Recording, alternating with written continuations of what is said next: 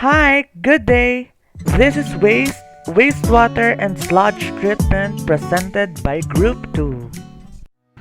Hi, I am Irish Marie Elser Valles from the SECE 3B, and my report will pay particular attention to the first two processes of water treatment, which is coagulation and settling. Here's an introduction about water treatment. Did you know that many aquifers and isolated surface waters are high in water quality and may be pumped from the supply and transmission network directly to any number of end uses? It includes human consumption, irrigation, industrial processes, and fire control. However, clean water sources are the exception in many parts of the world, particularly regions where the population is dense or where there is heavy agricultural use. In these places, the water supply must receive varying degrees of treatment before distribution. Impurities enter water as it moves through the atmosphere, across the Earth's surface and between soil particles in the ground. These background levels of impurities are often supplemented by human activities. Chemicals from industrial charges and pathogenic organisms of human origin, and if it is allowed to enter the water distribution system, it may cause health problems. Here's an example. Excessive silt and other solids may make water aesthetically unpleasant and unsightly. Another, heavy metal pollution. It includes lead, zinc, and copper that may be caused by erosion of buried pipes that carry water from its source to the consumer. The method and degree of water treatment are site-specific. Although water from public water systems is used for other uses, such as industrial consumption and firefighting, the cleanest water that is needed is for human consumption, and therefore, this requirement defines the degree of treatment. Thus, we focus on treatment techniques that produce potable water and water that is both safe and pleasing. Here's what a typical water treatment plant looks like. Our major question about water treatment would be what processes that the water goes through inside a water treatment facility. Inside the water treatment facility, the raw water undergoes the process of rapid mixing wherein chemicals are added, which is also known as coagulation. Then it will move to the next process, which is the flocculation, followed by settling or the sedimentation process. The fourth stage is the sand filtration. Next is chlorination, then the clear well storage, and lastly, pumping to the distribution system. The water treatment facility is designed to remove odors, color, and turbidity as well as bacteria and other contaminants. Raw water entering a treatment plant usually has significant turbidity caused by colloidal clay and silt particles. These particles carry an electrostatic charge that keeps them in continual motion and prevents them from colliding and sticking together. And to keep these particles moving so that they won't collide, chemicals like alum or aluminum sulfate are added to the water. It is both to neutralize the particles electrically and to aid in making them sticky, so that they can coalesce and form large particles called flocks. This process is called coagulation and flocculation and is represented in stages 1 and 2. What is coagulation and flocculation? Naturally occurring silt particles suspended in water are difficult to remove because they are very small, often colloidal in size, and possess negative charges. Thus, they are prevented from coming together to form large particles that can more readily to settle out. However, the charged layers surrounding the particles form an energy barrier between the particles. The removal of these particles by settling requires reduction of this energy barrier by neutralizing the electric charges and by encouraging the particles to collide with each other. The charge neutralization is called coagulation, and the building of larger flocks from smaller particles is called flocculation. One means of accomplishing this end is to add trivalent cations to the water. These ions would snuggle up to the negatively charged particle, and because they possess a stronger charge, displace the monovalent cations. The effect of this would be to reduce the net negative charge and thus lower the repulsive force. In this condition, the particles will not repel each other, and upon colliding, will stick together. A stable colloidal suspension has then been made into an unstable colloidal suspension.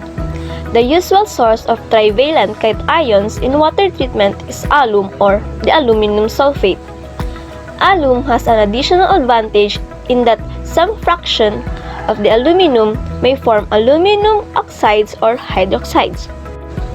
These complexes are sticky and heavy and will greatly assist in the clarification of the water in the settling tank if the unstable colloidal particles can be made to come into contact with the flux. This process is enhanced through the operation known as flocculation. Let us further elaborate coagulation. Coagulation is the destabilization of colloids by the addition of chemicals that neutralize the negative charges. The chemicals that are added to the water are known as coagulants, which are usually consisting of higher valence cations salts. Coagulation is essentially a chemical process where large particles are easily removed by settling. Their mass allows them to settle to the bottom of a tank and then be removed as sludge. However, colloidal particles in water have insufficient mass to overcome the fluid forces on their surface. Most naturally occurring particles in water are negatively charged. Since like charges repel, the small particles or colloids will remain suspended almost indefinitely. When chemicals reduce colloidal surface charge and form precipitates that enhance the clustering process and sedimentation. This is what happens during the process of coagulation. The chemical or the coagulants are added to the raw water. Then these coagulants will precipitate during the rapid mixing process and will drop the water impurities. And after dropping all the impurities, coagulants will then settle at the bottom portion of the tank that will later turn into flux. Inside this water treatment plant are these tubes where coagulation and flocculation process happens. After the coagulation and flocculation, the water will next undergo the process of sedimentation or settling. It happens when the flux are formed. These flux must be separated from the water. This is invariably done in gravity settling tanks that allow the heavier than water particles to settle to the bottom. Settling tanks are designed to minimize turbulence and allow the particles to fall to the bottom. The two critical elements of a settling tank are the entrance and exit configurations, because this is where turbulence is created and where settling can be disturbed. This figure shows one type of entrance and exit configuration used for distributing the flow entering and leaving the water treatment settling tank. The particles settling to the bottom become what is known as alum sludge. Alum sludge is not very biodegradable and will not decompose at the bottom of the tank. After some time, usually several weeks, the accumulation of alum sludge at the bottom of the tank is such that it has to be removed. Typically, the sludge exits through a mud valve at the bottom and is wasted either into a sewer or to a sludge holding and drying pond. In contrast to alum sludge from water treatment, sludges collected in wastewater treatment plants can remain in the bottom of the settling tanks only a matter of hours before starting to produce aeriferous gases and floating some of the solids. Settling tanks can be analyzed by assuming an ideal settling tank.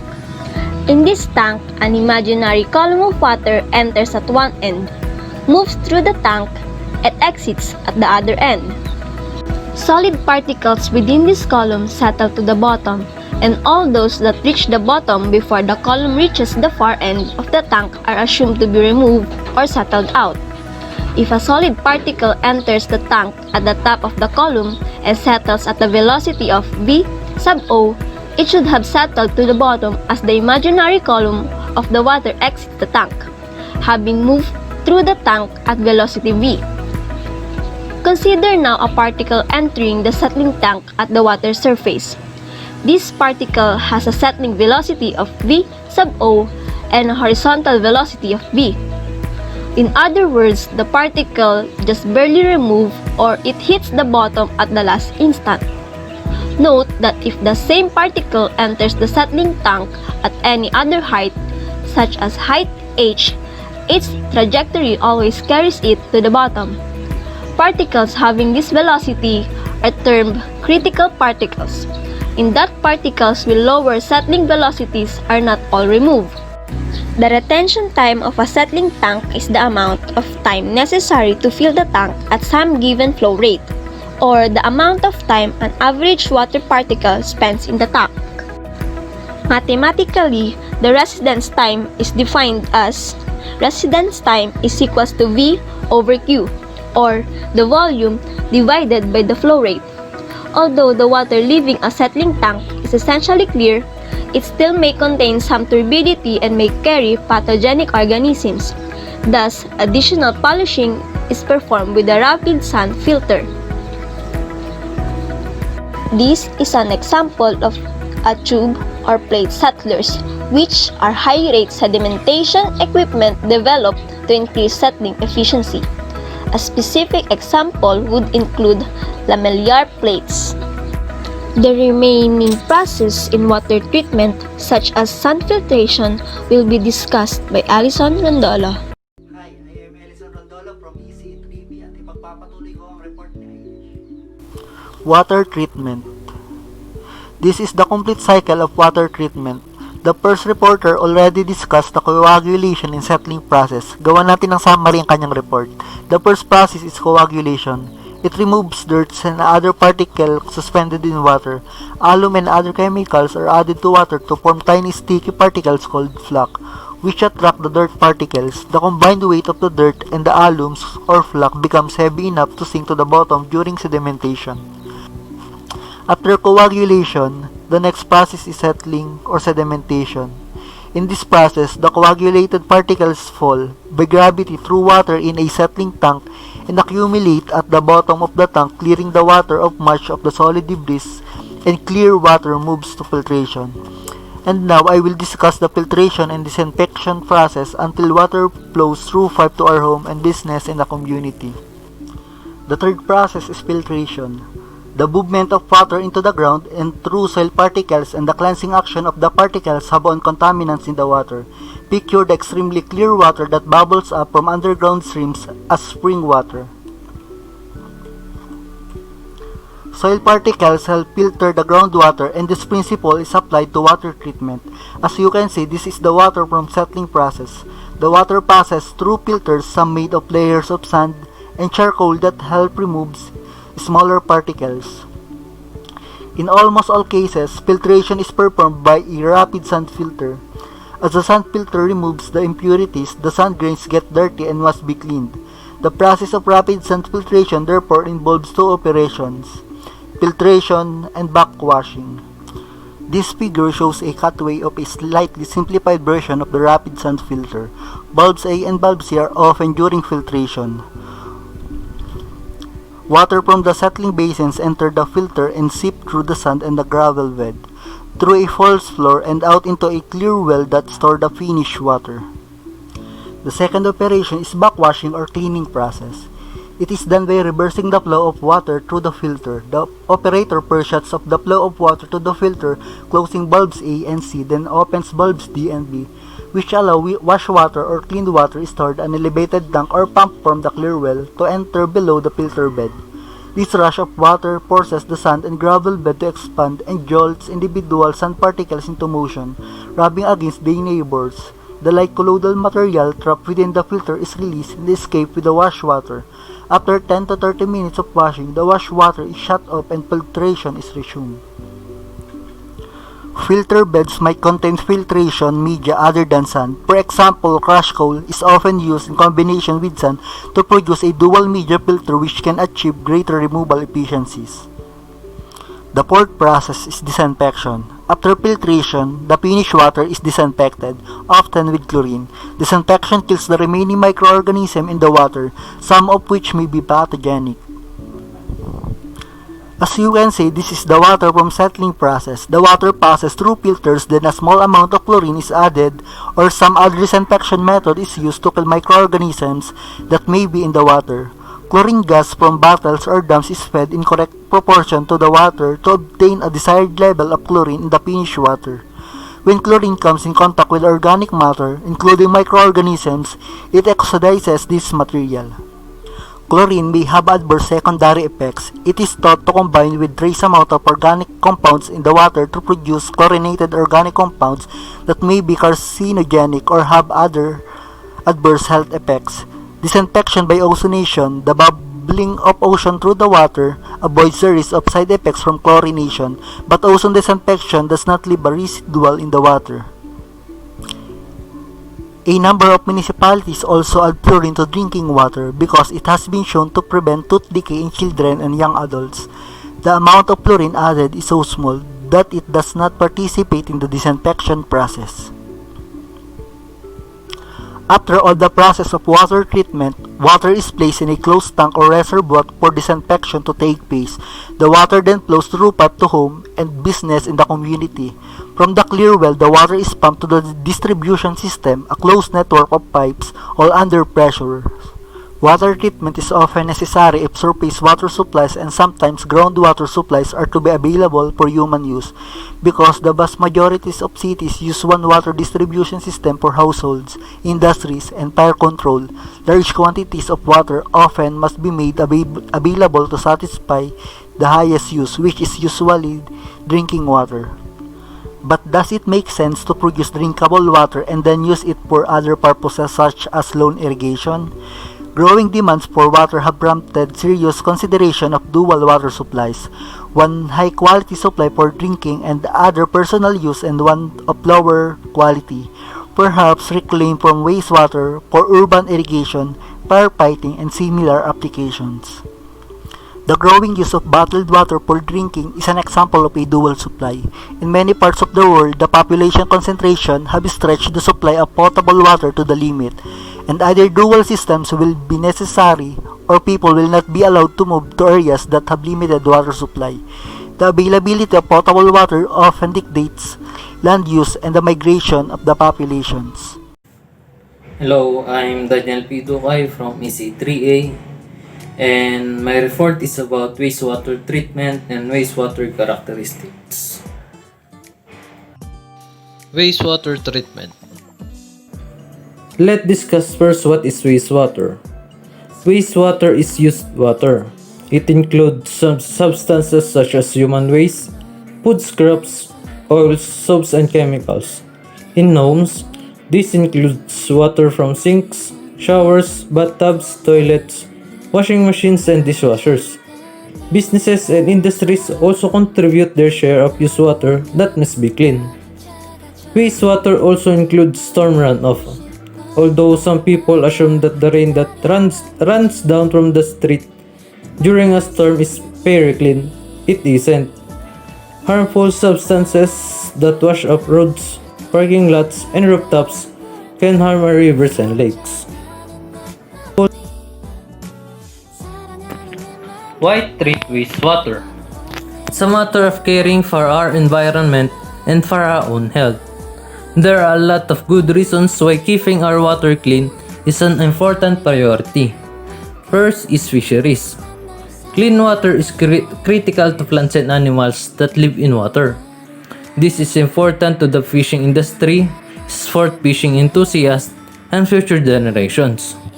Also to the wildlife habitats. Our rivers and ocean waters teem with life that depends on shoreline, beaches, and marshes. They are critical habitats for hundreds of species of fish and other aquatic life. Migratory water birds use the areas for resting and feeding. recreation, and quality of life. Water is a great playground for us all. The scenic and recreational values of our waters are reasons many people live where they do to visitors are drawn to water activities such as swimming, fishing, boating, and picnicking. And last, health concerns. If it is properly clean, water can carry disease. Since we live, work, and play so close to water, harmful bacteria have to be removed to make the water safe.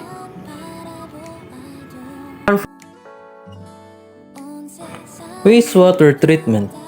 We consider wastewater treatment as a water use because it is so interconnected with other uses of water. Much of the water used by homes, industries, and businesses must be treated before it releases back to the environment. If the term wastewater treatment is confusing to you, you might think of it as a sewage treatment. Nature has an ability to cope with small amount of water waste and pollution, but it would be overwhelmed if we didn't treat the billions of gallons of wastewater and sewage produced every day before releasing it back to the environment. Treatment plants reduce pollutants in wastewater to a level nature can handle. And the major aim of wastewater treatment is to remove as much of the suspended solid as possible before the remaining water is discharged back to the environment. As solid material decays, it uses up oxygen which is needed by the plants and animals living in the water. Let's move on now to wastewater characteristics. There are three main characteristics of wastewater, which is physical characteristics, chemical characteristics, and biological characteristics.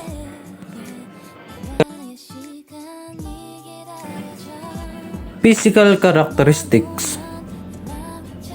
Physical characteristics are the color, odor, temperature, and turbidity. In color, fresh water is normally brown and yellowish in color, but over time becomes black in color. In odor, wastewater that includes sewage typically develops a strong odor. Temperature. Due to a more biological activity, wastewater will have a higher temperature. And turbidity. Due to the suspended solids in wastewater, wastewater will have a higher turbidity or cloudiness.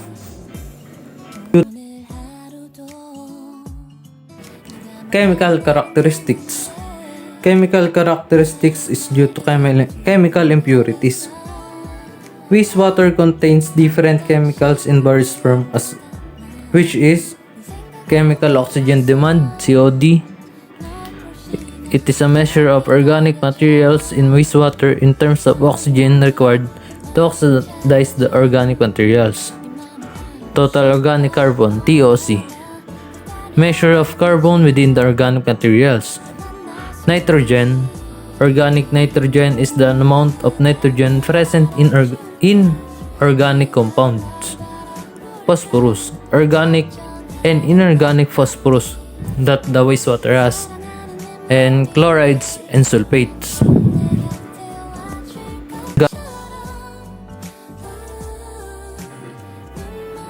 Biological characteristics. It is due to contaminants. Biochemical oxygen demand (BOD). It is the amount of oxygen needed to establish organic matter using microorganisms. Nitrogenous oxygen demand. NOD is the amount of oxygen needed to convert organic and ammonia nitrogen into nitrates by nitrifying bacteria. Microbial life in wastewater. Wastewater contains the following microbes: bacteria, algae, protozoa, rotifers, fungi, nematodes, and viruses. And last, oil and grease. It is originate from food waste and petroleum products. The amount of oil and grease in raw wastewater varies from 10 to 100 mgl. Morning guys, I am Jester Paul D. Arcas from BSECA 3B and my report is about the classification of wastewater treatment system. Classification of wastewater treatment. On-site wastewater treatment. On-site or decentralized wastewater treatment systems are used to treat wastewater from a home or business and return treated wastewater back into the receiving environment. They are typically referred to as septic systems because most involve a septic tank for a partial treatment. Dito sa on-site wastewater treatment, ito ang ating unang classification ng wastewater treatment. Tinatawag rin siyang decentralized kasi kung dito sa centralized, meron tayong iisa lang yung dadaanan. Dito, kanya-kanya tayo ng wastewater treatment. Every bahay meron. Sa atin, ang pinakasikat ay itong septic systems dito sa probinsya. Yung septic systems, meron tayo lahat nun sa mga bahay-bahay. Kaya, kung titingnan nyo, taken for granted natin na meron tayong mga septic systems. Kung nagpa-flush tayo ng toilet, naguhugas tayo ng mga pig plato, parang hindi natin iniisip kung saan pupunta yung tubig na yun. Pero dito na napunta sa mga septic tanks. Main components of on-site wastewater treatment systems. The first is the wastewater source, collection and storage, pre-treatment, and final treatment and dispersal. Dito sa ating diagram, makikita nyo yung wastewater source ay galing dun sa mga bahay. Then, i-collect siya ng mga tubo. Then, i-store natin siya dito sa may tinatawag nating septic tank kung saan magaganap ang pre-treatment. Then, i-release natin siya back to environment. Yung mga tubig na galing sa bahay, i-release natin back sa environment. Isa-isay natin. Wastewater source. Wastewater is composed of 99.9% water. The constituents and strength of wastewater can vary depending on the source. The domestic wastewater is the water that is discharged from plumbing fixtures, appliances, toilets, bath, laundry, and dishwashers in the residence. Commercial wastewater comes from businesses, restaurants, and manufacturing plants. Eto dito, yung wastewater daw ay mga galing sa yung mga maduduming tubig na nanggaling sa mga bahay or businesses. Sa ating bahay, syempre, yun yung mga galing sa toilet, dito sa mga pinagpaliguan, pinaglabahan, pinagugasan ng mga pinggan, yung mga ginamit sa kung saan-saan na panglinis, yun ay mga wastewater. Kasi tinatawag siyang wastewater dahil madudumi na siya. Hindi na siya pwede nating i-intake dahil madumi na siya. Kaya wastewater. Then, yung mga wastewater pupunta sa collection and storage. Collection components of residential system are generally limited to a solid rigid pipe collecting wastewater from plumbing fixtures and appliances. Dito sa collection and storage, makikita nyo na yung mga tubo ay nakakonekta yun dun sa mga ating toilet, mga drainage ng ating CR, drainage ng ating lababo, nakakonect yun sa mga plumbing fixtures or mga pipes. I-collect yung mga wastewater doon, tapos dadalhin siya dito sa septic tank kung saan i-store yung mga wastewater. Syempre, yung mga wastewater, meron niyang kasamang mga solid din. Hindi naman talaga tubig lang yun, di ba? Meron siyang sludge and then the scum. Sabi daw, habang tumatagal daw, napupuno rin daw ng mga solid waste katulad ng sludge at scum yung ating septic tank. Kaya sinasabi na kailangan natin ng mga maintenance dito sa septic tank. Mga regular maintenance para linisin, para hindi siya mapuno ng mga solid waste. Kasi pag napuno ito ng solid waste, wala nang dadaanan yung mga wastewater natin. Then, after dito, pupunta na siya sa pre-treatment stage. Pre-treatment components remove many of the contaminants from the wastewater to prepare the effluent for final treatment and dispersal into the environment. Dito makikita natin yung typical aerobic treatment system. Sa ating mga bahay, parang hindi to common. Pero dun sa mga businesses, common tong mga aerobic treatment system. Katulad ng mga Jollibee, mga ganon. Dito, meron silang yung mga septic tank.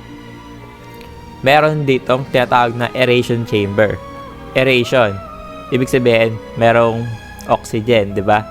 Ibig sabihin nun, meron diyang pump na mag-push ng oxygen dito sa ating aeration chamber na nanggaling sa clarifier tank. Pag naglagay yon ng oxygen dyan, magkakreate yun ng mga bubbles. Then yun, yung mga oxygen na yon, gustong-gusto yun ng mga aerobic bacteria kasi yun ang kinakain nila, yung mga oxygen.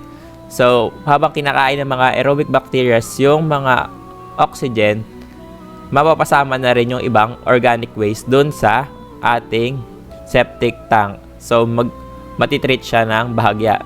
Ang tawag doon ay pre-treatment or partial decomposition. The next is the final treatment and dispersal. Ito ang last stage natin. Final treatment and dispersal components provide the final removal of contaminants and distribute the effluent for dispersal back into the environment. Ayan. Pag na-pre-treat na natin siya, dadaan siya dito sa mahabang tubo papunta sa ating drain field. Dito, meron niyang mga filters. Kasi syempre, pipilterin pa rin natin yun. Hindi pa naman talaga tunay na malinis siya kasi pre-treatment pa nga lang, di ba? Yung iba doon ay babalik sa environment, dito sa mga puno. Syempre, kailangan ng mga puno yon. And then, yung iba naman, babalik sa ilalim ng lupa papunta sa groundwater. Kaya sinasabi na kung magkakaroon tayo ng ganito, kailangan malayo doon sa mga bahay. Kasi, wastewater pa rin naman yun, hindi masyadong malinis, babalik yan sa groundwater. Kung meron tayo ng mga poso na nakakabit sa groundwater or kaya mga deep well, yung mga balon, mapapasama yun sa groundwater na nanggaling din sa septic tank natin. Syempre, ayaw nating mangyari yun dahil harmful kasi yun sa atin. Let's move on to central wastewater treatment. A centralized system uses a series of sewer pipes, tunnel, and pumps to collect wastewater and to transport it to a central treatment plant. The sewer pipes can be combined or separate. Itong central wastewater treatment, common to sa mga mayayaman na bansa katulad ng Japan, Amerika, Singapore, ganon. Doon sa decentralized wastewater treatment, kanina yung on-site, diba sarili-sarili natin yung mga wastewater treatment. Dito naman, iisa lang yung dadalaw yan ng wastewater treatment ng lahat ang bahay dun sa syudad na yon. Pupunta siya sa isang sewer pipe, papunta sa treatment plant. Dalawa ang types nun. Meron tayong combined sewer. Sa combined sewer, yung mga rainwater, saka yung wastewater, magkasama lang sa isang daanan na sewer pipe. Makikita nyo yun dito. Magkasama sila. Ang problema dito kasi, pag umapaw yung ating pipe, pupunta siya dito sa rivers natin. Kita niya dito sa sewer regulator. Pag umapaw siya dyan, pupunta siya dito sa mga rivers natin. At ayaw natin mangyari yan kasi nga, diba, wastewater yun. Madumi yung tubig na yan. At pag pumunta siya sa river, harmful siya sa mga halaman or mga isda dun sa river. Kaya dito, meron tayong isa pa. Itong separate sewer. Itong separate sewer naman, magkahiwalay na yung rainwater na sewer at saka yung wastewater. Dito sa rainwater, pwede na siya dumiretso sa river kasi hindi naman yun harmful kasi rainwater lang yan.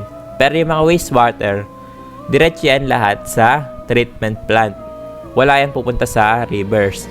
Pagpunta yan sa wastewater treatment plant, ang unang yan dadaanan ay itong tinatawag nating bar screen.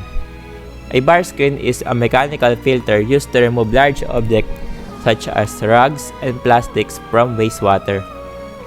Etong mga bar screen, nakalagay yan sa parang kanal. Hinaharang yan yung mga malalaking object na meron doon sa tubig. Katulad ng mga rugs, plastics, yung mga ganyan, yung mga kalat. Hinaharang yan yung malalaking object. Kasi hindi natin kailangan ng malaking object doon sa mga treatment plant. Ang susunod na step ay dadaan siya sa grid chamber. A grid chambers are long, narrow tanks that are designed to slow down the flow so that solid such as sand, coffee grounds, and eggshell will settle out of the water. Dito naman, tinataboy natin yung mga solid na nakalusot doon sa ating first step na bar screen. Syempre, may lulusot pa doon yung malalaki pa rin na solid, katulad itong mga sand, saka yung mga medyo maliliit na rocks. Makakalusot yun, kaya dito tatanggalin natin yon sa grit chamber. Pag dumaan siya sa grit chamber, pupunta na siya dito sa ating primary treatment. Refers to the physical removal of solid from the wastewater by gravity. The wastewater is introduced into a sedimentation tank or clarifier and the solids are allowed to settle to the bottom. Dito sa clarifier tank or sedimentation tank, mayroon diyang umiikot. Mayroon diyang umiikot na parang bakal. Parang hinahalo yan. Ang nangyayari kasi doon, lulubog yung mga solid dito sa chamber tank sa ilalim. Pupunta yung mga solid sa ilalim. And then, para makuha natin yung mga tubig, pupunuin natin yung tank na yan hanggang sa umapaw. At ang kukunin lang natin yung na tubig ay yung mga umapaw. Meron yung tawag doon sa mga pangharang doon. Ang tawag doon ay weir wall. Pagdaan sa weir wall, pupunta na siya sa secondary treatment. An aeration basin is a holding and treatment pan provided with artificial aeration to promote the biochemical oxidation of wastewater. Dito sa secondary treatment, yung aeration basin, ito rin yung kanina, doon sa on-site wastewater, pero dito mas malaki. Kitang-kita nyo, parang swimming pool, ang laki. Dito, may pump rin siya, nagpa-pump ng oxygen, nag-create ng bubbles na may oxygen, and then pupunta dyan yung mga aerobic bacteria. Kasi nga sabi ko, kailangan ng oxygen ng mga aerobic bacteria para sa kanilang aerobic digestion. Sa kanilang aerobic digestion, madadamay yung mga ibang organic materials doon sa tubig. At matitreat natin siya. Pupunta na siya dito sa disinfection or tertiary filtration. Pag dumaan dito, yung mga solid natin natanggal na. Ang pinakamalaking solid na lang dito ay 10 micrometers. And 85% ng mga solid waste doon sa wastewater ay natanggal na natin. Galing doon sa second step sa primary step. Dito naman sa disinfection or tertiary filtration, dito na natin tatanggalin yung mga iba pang mga germs. Uses chlorine, ozone, or ultraviolet rays to remove the harmful bacteria on the water. Ito yung 3 methods. Unang-una yung chlorine. Yung chlorine, lalagyan natin ng chlorine yung pool na may tubig. Pag nilagyan natin yun ng chlorine, yung chlorine kasi para yung bleach. Panglinis natin, di ba, mga bleach. Tinatanggal nun yung mga bacteria kasi chemical kasi yan, yung chlorine. Dito naman sa ozone, makikita kung alam nyo, meron di bang oxygen din sa ating tubig. Pag nag-apply tayo dyan ng electric current, yung ibang oxygen, magko-combine sa ibang oxygen hanggang makabuo tayo ng O3 or ozone. Kasi O3, di ba? Ozone yon. And then yung ozone, kalaban yan yung mga bacteria. Kasi yung mga ozone, gusto niyang i-rip off yung mga cells ng mga bacteria. Pag na-rip off yung mga cells ng bacteria, madadamage yun. Masisira yung mga cells and masisira na yung mga bacteria. And yung isa naman ay yung ultraviolet rays. Dito sa ultraviolet rays, nilalagyan natin ng ultraviolet rays yung tubig. Ang mangyayari doon, masisira yung DNA structure ng mga bacteria. Pero ang take note dito sa ultraviolet rays, hindi mamamatay yung bacteria sa ultraviolet rays. Ang mangyayari lang, masisira yung DNA structure. Ang kagandahan nun, pag nasira yung DNA structure, mawawala ng kakayahang mag-multiply or mag-cell division yung mga bacteria and viruses. Syempre, kung di na siya nila multiply, mawawala na rin sila, di ba? Kahit na hindi sila namatay, hindi na sila makapag-multiply. Ang mangyayari doon, mawawala rin sila. And the last one is the effluent release. The discharge of treated water back to rivers, lakes, and drinking water station. Dito naman, tapos na tayo mag-treat ng water, ibabalik na natin siya balik sa environment. Pwedeng sa rivers and lakes. Pwede rin dito sa mga drinking water station. So, kung iisipin nyo, yung galing dun sa ating mga CR, yung galing sa ating mga lababo, yun lang rin yung babalik sa atin, yung iniinom rin natin, di ba? Sa ibang bansa kasi ganyan din eh. Yung mga galing sa mga wastewater nila, sila rin yung iniinom nila kasi treated water na yun. Safe na naman yun kasi treated water na siya. And that's it for classification of wastewater treatment system. Please wait for the next reporter. Good day everyone, I am Daryl Cajepe from ECE3B, and the topic that I will discuss is all about the stages of wastewater treatment. So ano ba muna yung wastewater treatment? Wastewater treatment, it is usually referred to sewage treatment or domestic wastewater treatment. It is the process of removing contaminants, both runoff and domestic. Ayon, yung wastewater treatment, it's about the raw sewage that we have used. It takes us amount of water that is left over after we taking a bath or after we flush the toilet. Yung wastewater treatment is transported through our home to a sewage treatment plant. Sabi din dyan, yung wastewater treatment is the process of removing contaminants. Yung contaminants, ito yung group of substances na toxic. Yung wastewater kasi begins from the toxic part of the water and then it goes towards the pure water that we can use for domestic purpose, the potable water, as well as sometimes of water that we can even drink. So yung wastewater treatment, dito nililinis o siya yung naglilinis ng mga pinagamitan nating tubig sa ating bahay o sa mga factory. Source of wastewater. So ano ba yung source of wastewater natin? Una dyan is yung residences. Sa residences, ito yung mga pinagamitan nating tubig sa ating bahay, sa mga kitchen o sa mga bathroom. So nandyan din yung commercial institution and industrial institution. Ito naman yung sa mga factory. So purpose, ano ba yung purpose ng wastewater treatment? Una dyan is to manage water discharge from homes, businesses, industries, and to reduce the threat of water pollution. To produce waste stream or effluent. Yung effluent, ito yung galing sa kitchen o sa toilets o sa ating bahay. Yung mga pinagamitan nating tubig. Naggamit ito sa irrigation. Yung pangatlo naman is to produce solid waste or sludge. Yung sludge, naggamit siya pang recycling such as poop o yung shit o yung dumi natin. Diba yung dumi natin is naggamit siya as fertilizers. Pang-apat is to discharge or reuse them back into the environment.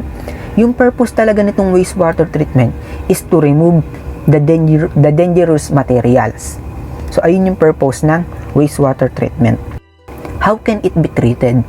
Collected and transported via a network of pipes and pump station to a municipal treatment plant. So diba sabi ko nga kanina, yung wastewater treatment is transported through our home to a sewage treatment plant. So yung nakikita nyo dyan figure, ayun yung process ng wastewater treatment. Ayun yung mga steps or stages kapag nakarating na yung wastewater sa station na yan mula sa ating bahay. Diyan pinoprosesa yung wastewater. Ayun yung mga steps. Ayun, may mga steps kapag ayun yung mga dinadaanan ng mga wastewater na galing sa ating bahay. Stages of wastewater treatment. Una dyan is yung preliminary treatment. Pangalawa is yung primary treatment, sumunod naman is yung secondary treatment, at yung huli is yung tertiary. So yung preliminary treatment, ito yung large solid particles are separated. Sa primary naman is small solid particles are separated. Sa secondary is dissolved biological matter is converted into a solid mass by using waterborne bacteria. 95% of the suspended molecules should be removed. Sa tertiary naman is biological solids are neutralized when disposed and treated. Water may be disinfected chemically or physically. Sa kada stages na yan, may kanya-kanya silang ginagawa para mapalinis yung wastewater. So ito yung unang steps or stages ng wastewater treatment, ang preliminary treatment. So ano bang ginagawa sa preliminary treatment? Removes large objects and non-degradable materials. Protects pumps and equipment from damage, bar screen, and grit chamber. So, sa preliminary treatment, dito sinasala yung collection of wastewater from every household by huge collection pipes. So, syempre, kaya sinasala yung wastewater, gawa ng madumi ito. So, ito yung ginagamit na salaan o screen para masala yung large solid particles. So, una dyan is yung bar screen. Pangalawa is yung mirror screen at yung pangatlo is grate chamber. So ano bang ginagawa sa bar screen? ginagawa dito is to catches large objects that have gotten into sewer systems such as bricks, bottles, pieces of wood, etc. Sa mesh screen naman is removes diapers, cams, towels, plastic bags, syringes, etc. Sa grit chamber naman is to removes rocks, gravel, broken glass, etc. Itong preliminary treatment is designed siya to only separate the large solid particles from wastewater, then it convert into the primary. So, yung nakikita niyo dyan figure, dyan unang dadaan yung wastewater, ay yung preliminary treatment. So, sasalain niya yung mga large solid particles. So, ayun yun. Then, dadaan siya dito. Ito naman yung chamber. Pagkatapos nun is pupunta na siya sa primary treatment, yung wastewater. Ginagawa dito sa primary treatment. Typical materials that are removed during primary treatment include fats, oils, and greases, sand, gravels, and rocks. Large acetylable solids including human waste and floating materials. Primary treatment reduces the suspended solids and the biochemical oxygen demand of the wastewater. Primary treatment ay parang preliminary treatment lang din to. But yung sineseparate ni primary treatment ay yung small solid particles such as sand, soil na nakalulusot doon sa preliminary treatment. Siyempre, di ba ang sineseparate ni preliminary treatment ay yung mga large solid particles. Kaya yung mga small solid particles ay hindi nito napipilter. So si primary treatment yung magpipilter dun sa mga small solid particles. So ayun nga, ang ginagawa nito ni primary treatment is filtering out insoluble solid objects. So yung nakikita niyo diyang picture, yung unang tank na yan, gumagamit siya ng gravity to remove small solid particles that sink to the bottom of the sedimentation tank. Ang tawag doon sa solid small particles na yon that sink to the bottom is grit removal.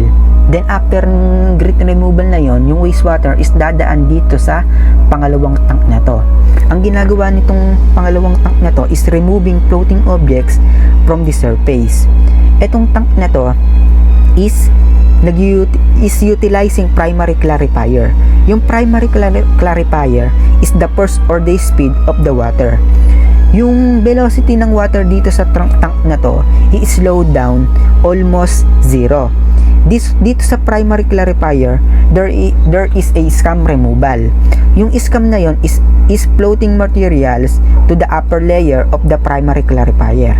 Meron ditong machine na nakapagpapaalis doon sa scum to out into the dumpster.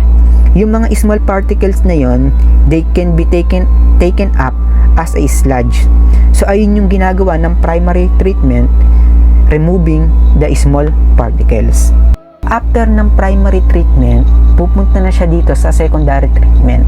So ang ginagawa dito sa secondary treatment is degrade biological content, dissolved organic matter of the sewage.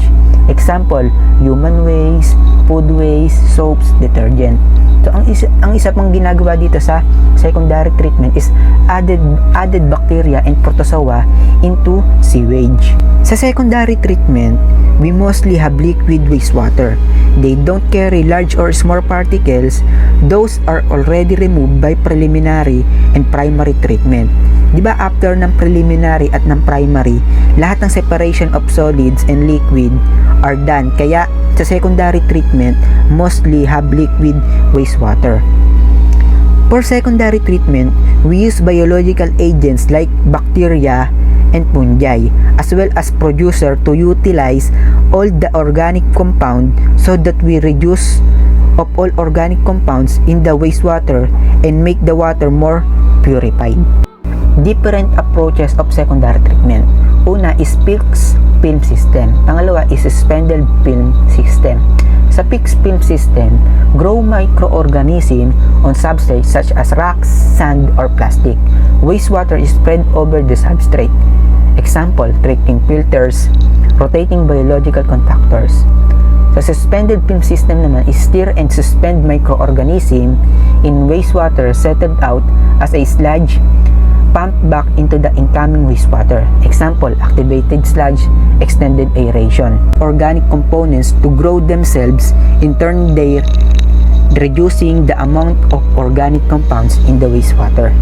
Activated sludge, mixed community of microorganisms. Both aerobic and anaerobic bacteria may exist. Biological plaque is formed. Diyan sa figure na yan ng secondary treatment, we focusing to remove the organic materials. Diyan sa aeration tank na yan, we adding the oxygen. Aerate means add air. Diyan sa tank na yan, we have a lot of bacteria that we are gonna do aerobic respiration or aerobic decomposition. Aerobic decomposition will start to breaking down these larger organic molecules that have been left before. Then after din sa aeration tank na yun, pupunta na siya dito sa sedimentation tank. Yung organic materials is pupunta siya dito sa sludge, either dito sa kaliwa o dito sa kanan. Dito sa kaliwa is pupunta siya ulit dito sa aeration tank.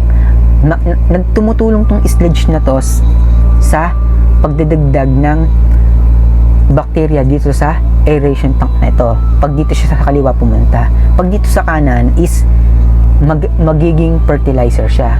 Parang sinabi ko kanina, yung sludge, nagagamit siya as fertilizer. Then after nun, yung wastewater is pupunta na siya dito sa pangatlong tank. So dito naman papatayin yung bacteria. So after nun, pupunta na siya dito sa tertiary treatment. So ayun yung ginagawa dito sa secondary treatment. Nire-reduce niya yung amount ng organic compounds in the wastewater by using biological agents like bacteria and fungi. Secondary treatment is important because the microorganism in huge chambers where this liquid wastewater is present, so that those organisms can do their job of eating all the organic compounds. So ayun lang, nire-reduce nila yung amount ng organic materials by using bacteria. Ayun yung pangunahing ginagawa ng secondary treatment sa wastewater. Good morning everyone, I am Jovin Maria Ambrosio from BSECE 3B at ako ang last reporter para sa topic na wastewater treatment. Wastewater treatment ay isang proseso na kung saan ini-improve nito ang quality ng wastewater para maging appropriate ito sa kanyang specific end use. Alam nyo ba, dito sa Pilipinas, 10% lamang ng ating wastewater ang nag-undergo ng wastewater treatment, samantalang 58% naman ng ating groundwater is contaminated. Next naman, only 5% of total population ay nakakonekta sa mga sewer network, then the vast majority uses flush toilets connected naman sa mga septic tanks o mga poso negro. Nakakalungkot isipin na sobrang rare ng mga sludge treatment and disposal facilities dito sa atin sa Pilipinas kung saan yung mga domestic wastewater is discharged without any single treatment. Ngunit may nahanap akong ilang wastewater treatment facilities dito sa Pilipinas. Una na rito ang Baguio Sewage Treatment Plant, isa itong oxidation ditch system na pinondohan ng Japan International Cooperation Agency. Next, meron din tayong wastewater treatment facility na matatagpuan sa the Freeport area of Bataan, located in Maribeles, Bataan. Meron din tayong UP Sewage Treatment Plant na ino-operate naman ng Manila Water. At yan lamang para sa ating konting kaalaman at proceed na tayo sa discussion proper. Ang didiscuss ko sa inyo ay ang continuation ng secondary treatment, ang 5 physical components of activated sludge process. Ang una natin ay aeration tank. Aeration brings water and air in close contact in order to remove dissolved gases such as carbon dioxide and oxidized dissolved metals such as iron, hydrogen sulfide, and volatile organic chemicals. Ito ay isang biological treatment na kung saan gumagamit ng mga microorganisms such as bacteria, pathogens na naturally occur in wastewater to degrade wastewater contaminants. Ganun na nga kahalaga ang oxygen sa process na ito. Pero kapag sobrang namang dami ng oxygen, naging corrosive yung water at nagkukos ito ng problem sa treatment plant. If may magtatanong naman sa inyo anong pinagkaiba ng septic tank sa aeration tank, ang septic tank ay nakikreate ng environment kung saan limited lang yung oxygen. Samantalang yung aeration tank naman ay nakadesign siya upang i-introduce yung oxygen sa wastewater so that yung mga bacteria na living sa system ay able to break down yung mga solid waste ng mas mabilis and efficiently. Next naman ang ating aeration source.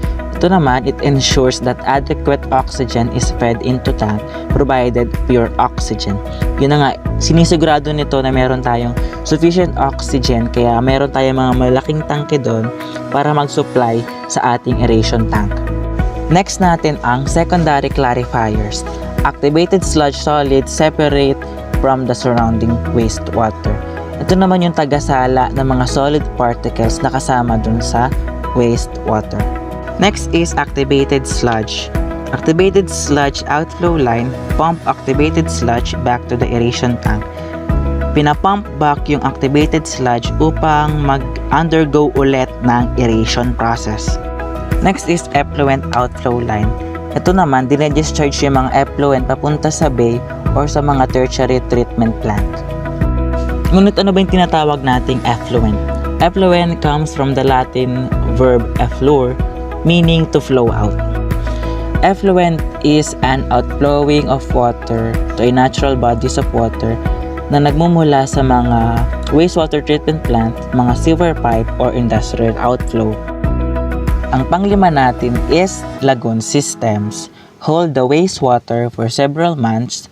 Natural degradation of sewage, usually reeds are prepared.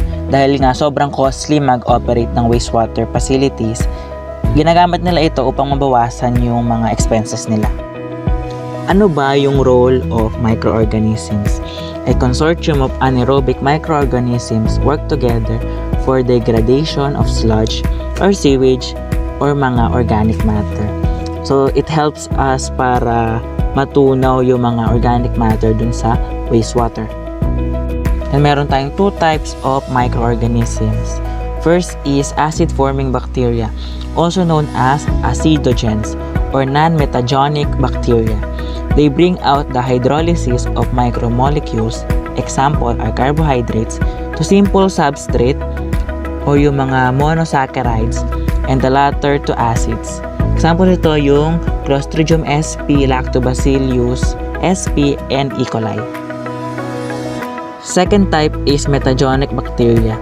These bacteria, also referred to as methanogens or methane formers, are responsible for the conversion of acetic acid and hydrogen to methane and carbon dioxide.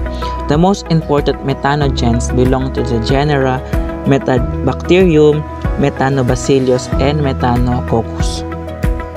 At yan lamang para sa ating secondary treatment. At next is meron tayong tertiary treatment. Ito na yung last treatment na pagdadaanan ng ating mga wastewater. Tertiary treatment remove disease-causing organisms from wastewater.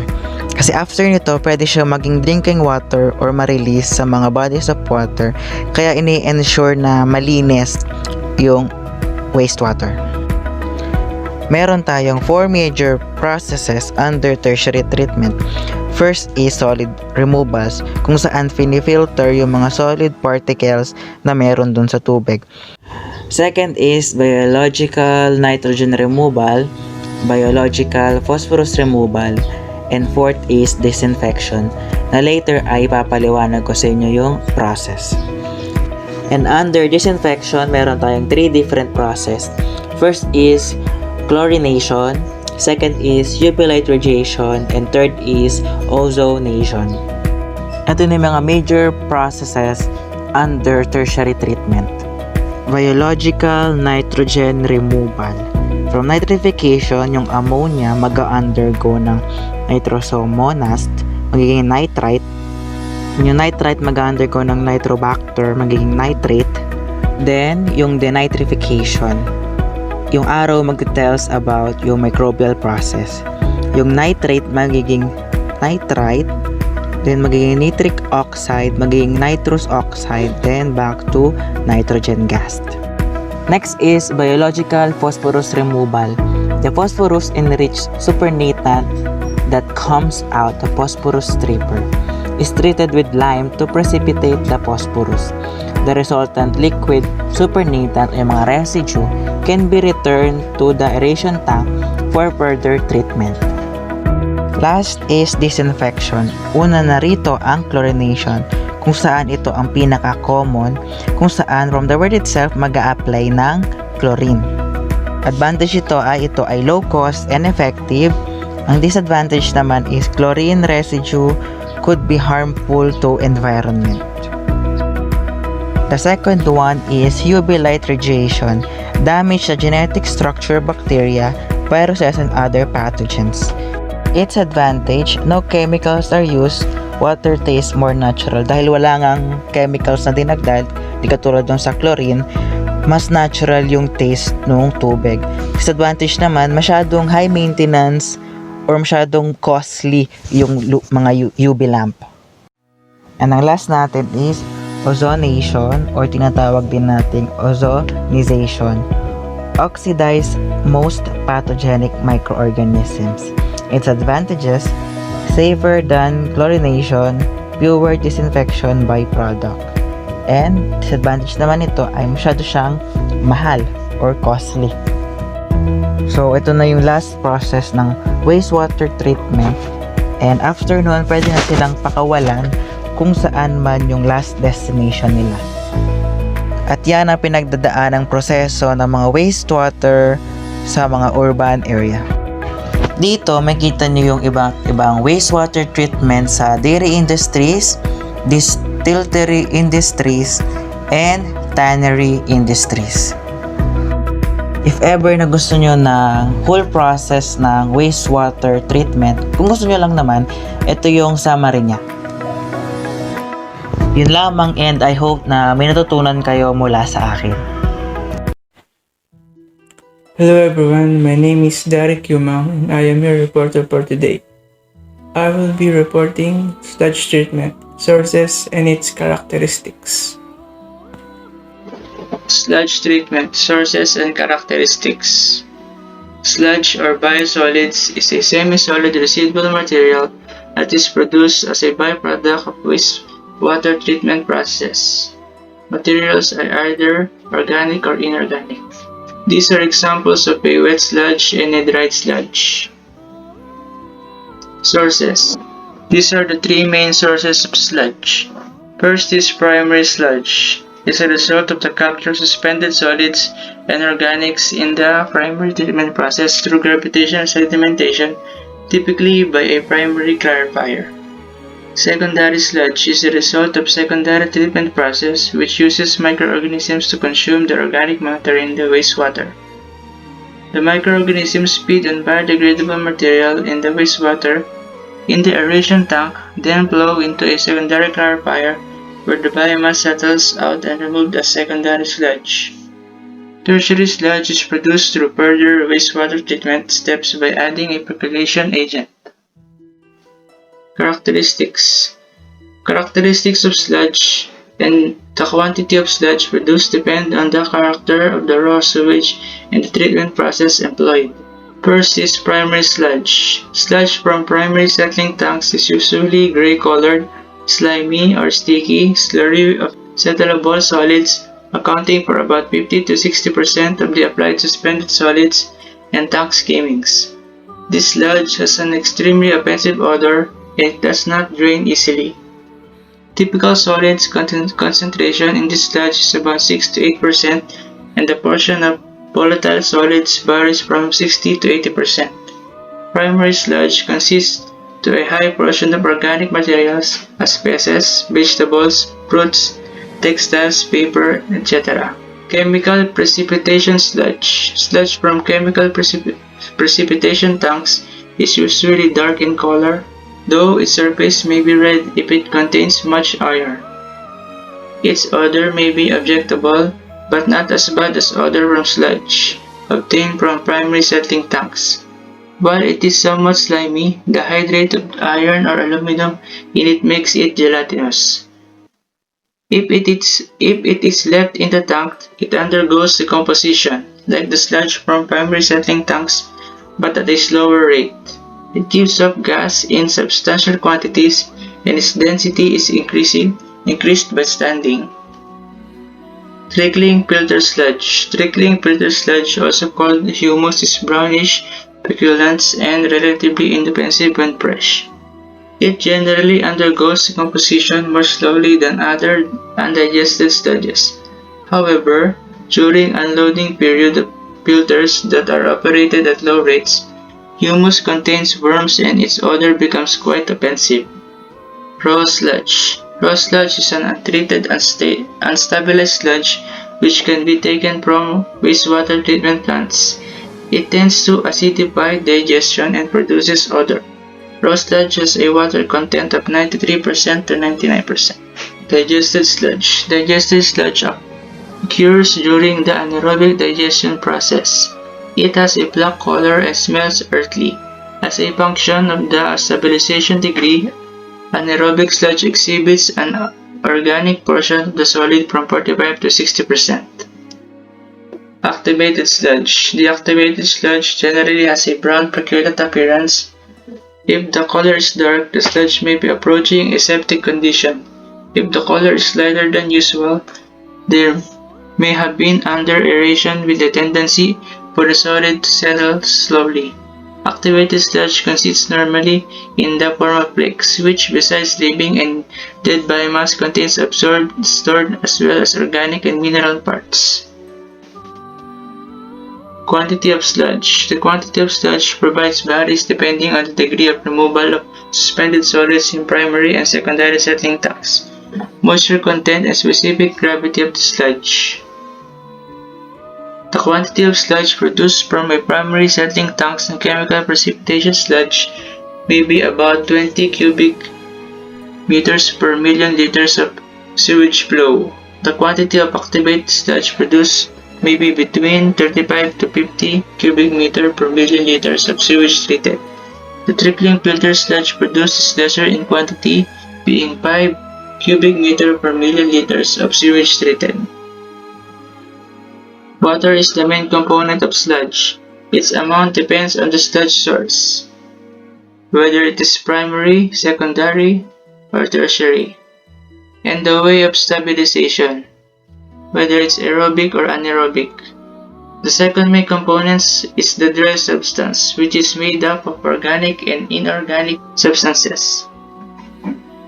Composition. The sludge extracted from the wastewater treatment process contains in the unloaded stabilized condition. Contains carbon 50 to 70%, hydrogen 3 to 6%, oxygen 21 to 24%, nitrogen 15 to 18%, phosphorus 1 to 5%, and sulfur 0 to 4%. Hi, I am Jandal Bigaribay from BSEC 3A and I am going to report about sludge treatment and disposal. So let's get it! Before going on, again, what are sludges? Let's have a recap. Sludges are semi-solid slurries that can be produced from a range of industrial processes from water treatment, wastewater treatment, or on-site sanitation systems. For example, it can be produced as a settled suspension obtained from conventional drinking water treatment, as sewage sludge from wastewater treatment processes, or a fecal sludge from pit latrines and septic tanks. The term is also sometimes used as a generic term for solids separated from suspension in a liquid. This soupy material usually contains significant quantities of interstitial water between the solid particles. Sludge can consist of a variety of particles such as animal manure. It is also defined as a thick, soft, wet mud or similar viscous mixture of liquid and solid components, especially the product of an industrial or refining process. These pictures show raw sludges from our own households and then undergoing treatment so that it can possibly be disposed in our lands. But why must sludges be treated? Why is there a need? Basically, sludges can easily decay, and this material may be inadvertently contaminated with toxic organic and inorganic compounds. It must be disposed of in a safe and effective manner after stabilization. This can be done through the process of digesting organic matter and destructing pathogenic organisms within sludges by common methods. Waste-activated sludge contains 65 to 75 organic matter with energy content of about 20.5 kJ per gram organic solids, which presents opportunities for reuse. The process's byproduct, such as methane, can also be used as fuel and helps in controlling temperature and also generates power. Sludges treatment. Digestion simply reduces volatile solids from 40 to 80 in untreated sludges to 30 to 60 weight, and to reduce the amount of organic matter and the number of disease-causing microorganisms present in the solids. The most common treatment or units or processes includes the following. The first one is thickening or concentration. It reduces moisture content of raw sludge, helps in reducing capacity of digestion tank, and provides control of digestion condition. It can also produce sludge of less than 10% solid content. Units of thickening are gravity thickener, flotation thickener, and elytration thickener. It is carried out in a sedimentation tank or in a sedimentation pond, but the latter is advantageous if land area is available, because a higher solids content of the thickened sludge is achieved. Thickening is important because it allows us to handle the sludge properly in the next stages, since the sludge is really usable. Condensing is considered to be very important. The second one is the digestion or stabilization process. It results in the reduction of organic content, improves drainability, greatly reduces odor of the pollutant matter, and the overall reduction in the volume of the sludge for it to be finally disposed. Units of digestion are anaerobic and aerobic. In anaerobic, a bacterial process is carried out in the absence of oxygen. This converts sludge into liquid and gases and also reduces odor, volume, and putrescence. This process uses facultative and obligate anaerobic heterotrophs such as bacteria like saprophytic organisms that develop quickly and are relatively insensitive to environmental conditions. Its presence reacts on complex organic matter to various simpler organic acids such as D-glucose or sugar to acetic acids, making the pH drops to 5 and the sludge becomes gray and then decomposed. Digestion proceeds in two steps. The initial step results in acid formation, and the second step, methane is produced through methanogenesis. These organic acids, like what I said earlier, or the acetic acids, are degraded to methane and carbon dioxide. The pH then rises back to about 7, making the sludge's color changes to black. The temperature must also be optimal, that range from 30 to 36 degrees Celsius, and the pH should be 6.8 to 7.2 only by maintaining alkalinity GT 2000 mg per liter. Organic loading of raw sewage should be added regularly in small amounts because large amounts may cause a pH drop, and a toxic substance such as heavy metals may inhibit the process.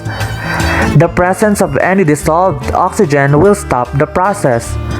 Methane is also highly flammable and explosive when mixed with air and ignited, so the processes are carried out in airtight reactors. Other sludges undergo different temperature for anaerobic digestion. Some may be to a thermophilic, in which sludge is fermented in tanks at a temperature of 42 degrees Celsius to 55 degrees Celsius, or mesophilic at a temperature of around 36 degrees Celsius to 42 degrees Celsius. But the most common is optimal, which is at below 36 degrees Celsius. In this picture, you can see that the higher the temperature used in the process, the faster the sludge to decompose. The advantage of this process is that it generates biogas with a high proportion of methane that may be used to both heat the tank or for the on-site processes. The only problem is that it took a long time, about up to 30 days, and it has a high capital cost. Aerobic digestion is a bacterial process occurring in the presence of oxygen. Under aerobic conditions, bacteria rapidly consume organic matter and convert it into carbon dioxide. Once there is a lack of organic matter, bacteria die and are used as food by other bacteria. This stage of the process is known as endogenous respiration. The picture shows us the equipment that is used for the aerobic sludge digestion. So, since aerobic digestion occurs much faster than anaerobic digestion, the capital costs of aerobic are lower. However, the operating costs are characteristically much greater for aerobic digestion because of energy costs for aeration needed to add oxygen to the process. Moreover, when talking about composting, it is also an aerobic process that involves mixing the wastewater solids with sources of carbon such as sodas, straw, or wood chips. In the presence of oxygen, bacteria digest both the wastewater solids and the added carbon source, and in doing so, produce a large amount of heat. The picture, as you can see, is a process in which composting of fecal matter occurs in anaerobic sludge digestion. The third process of the treatment is dewatering. This process is used after the digestion process. Sludge dewatering is the practice of minimizing waste by volume to prepare for its effective disposal. Dewatering aims to reduce the water content further so that the solids content of the sludge is about 20% or below.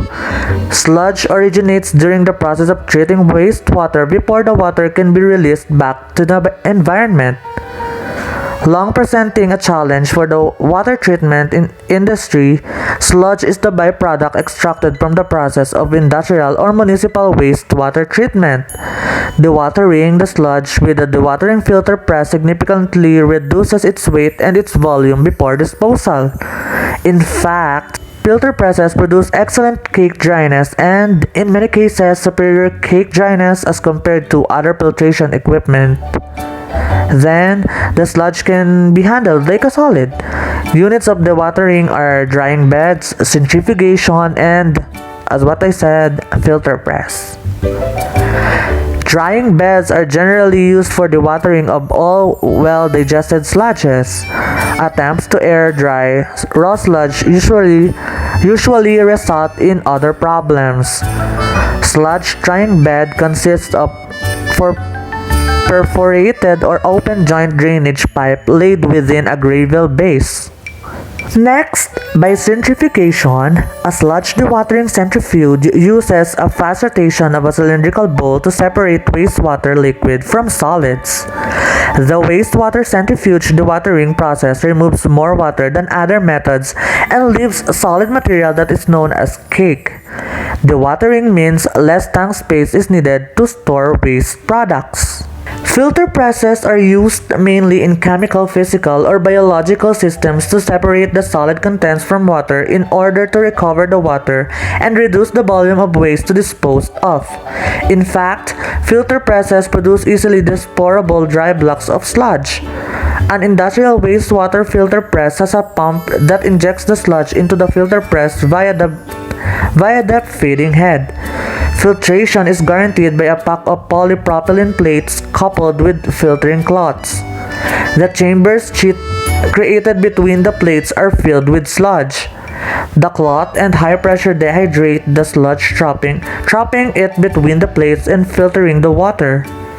The cleaned water is discharged continuously while the dry sludge is collected in a special container. Industrial filter presses work with an operating pressure of up to 12 bar and a content of dry residue in dehydrated sludge of greater than to equal to 40%.